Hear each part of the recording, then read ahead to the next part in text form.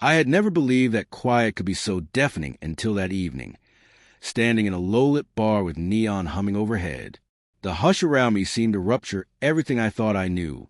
Silence was all that remained the moment I saw her. My wife, the woman I had vowed forever to, leaning in toward another man, their hands tangled. It felt like a beginning and an ending at once. I had only stopped in because my friend Greg needed a lift after his late shift. The place smelled of spilled liquor and old smoke, the floorboards complaining underfoot. Somewhere I'd been dozens of times, always with Maya. She had told me she'd be stuck at the office, buried in reports. But there she was, hair loose, laughing in a way I used to own, the man across from her tracing the line of her jaw with a familiarity I hadn't seen directed at me in months. My chest tightened until it was hard to breathe. I don't remember deciding to go over to them. My feet seemed to move without permission. Suddenly I was a foot away, watching her laughter die at the sight of me. "Daniel," she breathed, pale and trembling. The man beside her withdrew his hand and mumbled that he'd give us space before slipping into the crowd. I couldn't focus on him. I was watching her.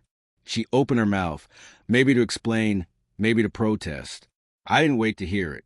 I slid my wedding band off my finger, the metal that had meant everything for 10 years, and placed it on the table between us.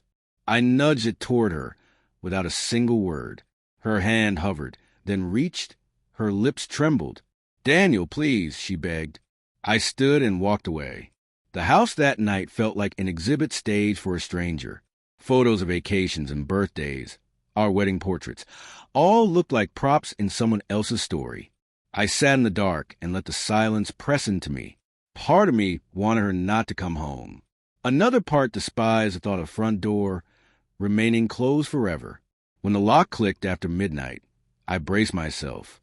She entered with heels in one hand, mascara streaks down her cheeks. "Daniel," she said, voice breaking. "Please, let me explain."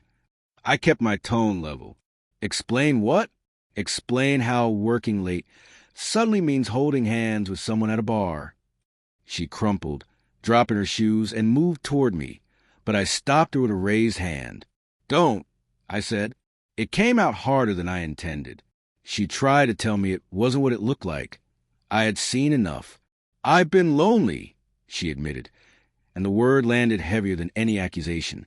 We sat facing one another with the silence between us full of things that would never be spoken comfortably again. Finally, she said it plainly. It had been going on for 3 months. The sentence tasted like ash in my mouth. 3 months, while I worked to keep us afloat, while I planned our anniversary, while I assumed we were still us. She covered her face and told me he listened to her, made her feel seen. The confession broke me more by its ordinariness than by its cruelty. What had I been, if not invisible? I had shown up to the practical parts of life, while someone else offered her the kind of attention I had taken for granted. Her sobs filled the room, but I could not comfort her. Something had been cleaved between us. The next evening she pleaded for forgiveness. "I don't want to lose you," she said. "I'll end it. I'll do anything." I studied her, really looked at her, and the truth was simple. The choice had already been made. "You ended at the moment you let him touch you in a way that should have been mine," I said quietly. Her tears quickened. She begged me not to throw everything away. I told her she had already thrown it. We went through weeks of mechanical routines, meals taken like strangers, conversations that scraped the surface. The house we had built together felt like a mausoleum of memories.